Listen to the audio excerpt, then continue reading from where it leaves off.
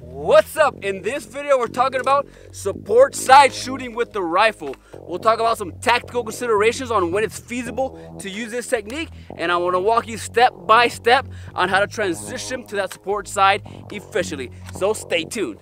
Yeah, the other teams are moving in the background.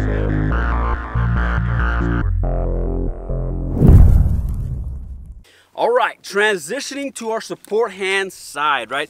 Let's talk about the tactical considerations before we get into the actually how, right? So, two main reasons I recommend transitioning to your support hand side. Number one is if I'm going to pie across and clear an area, I'm not taking it dynamically, I'm just going to kind of clear it, and it is hard cover, right?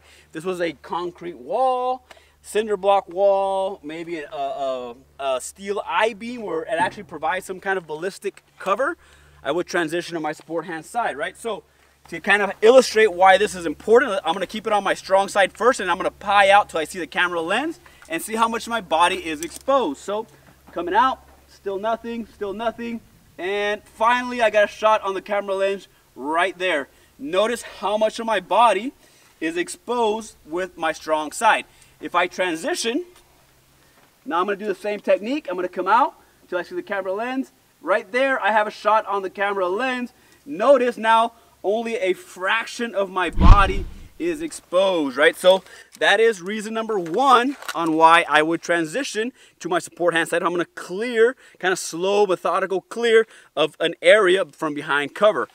The other reason is if I am, let's say I'm part of a tactical team, we're clearing a structure, and I'm going to hold on some key terrain. Say, you know, we're going to fight to the right, and I'm going to hold the hallway or hold a stairwell or an intersection, right?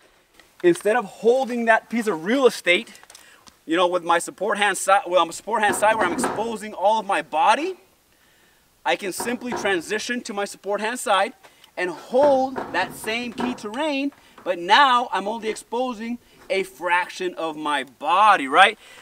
Additionally, I'm going to have a good C-clamp on that kind of wall or barricade, and I'm going to be able to take very effective shots from my support hand side because I am very stable, right? So those are the two main reasons I would recommend transitioning to support hand side. I want to caveat this too, saying I do not recommend you transition back and forth as you're clearing, right?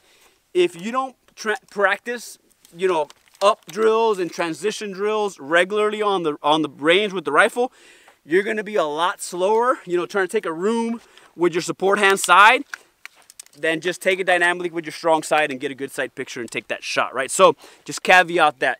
Let's transition into now how we do this effectively, and then we'll demo a little drill so you guys can practice at the range. So here we go. All right, so transitioning to your support hand side, super simple. First thing you're gonna do is you're gonna swim out of your sling, right, if you haven't already done so. At that point, your support hand side is gonna move to the magazine well, and you're going to extend the rifle out as far as possible to create some slack.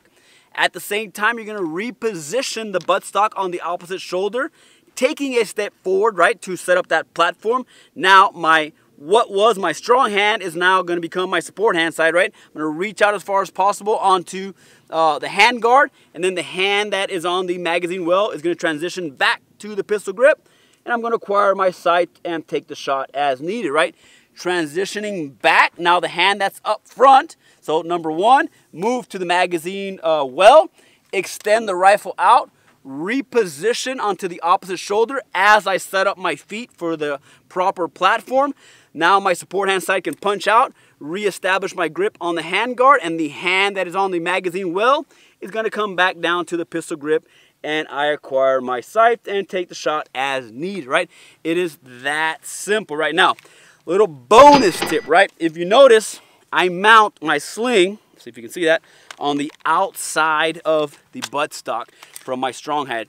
The reason for that is as I transition over, I have all this extra slack and I'm not choking myself out. Just to kind of highlight that, if I bring it in to the inside, as I transition over, it's actually a lot tighter and restricts my breathing, right? So in order to alleviate that, simply take your mounting point, bring it to the outside, and you'll have all this extra slack to work with. Right now, in real time, just so you can see it one more time. So step number 1, swim out of the sling and grab the magazine well. Step number 2, extend the rifle, reposition onto the opposite shoulder as I'm setting up my feet for a proper platform. Opposite hand goes out to the hand guards, reestablishes the hand guard grip, and then my hand that is on the magazine well transitions back to the pistol grip. I acquire my sights and take the shot as needed, right? It is that simple. Now, what we're gonna do is I'm gonna demo it a couple times on using this barricade so you can see the difference. All right, here we go. I'm behind barricade. I'm gonna pop out on my strong side first. Here we go. Right, I'm gonna transition. 1, 2, 3, 4. Reestablish my grip, and here we go.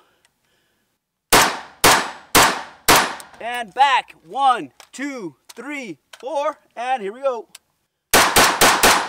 And 1, 2, 3, 4, and here we go. And it is that simple, right? Transitioning from shoulder to shoulder, right? All right, so that's it. Transitioning your support hand side, right? Super simple. Couple steps and you're there, right? So, as always, if you found this information valuable, don't forget to hit that like button and subscribe, as it truly does help. With that, stay safe and train hard.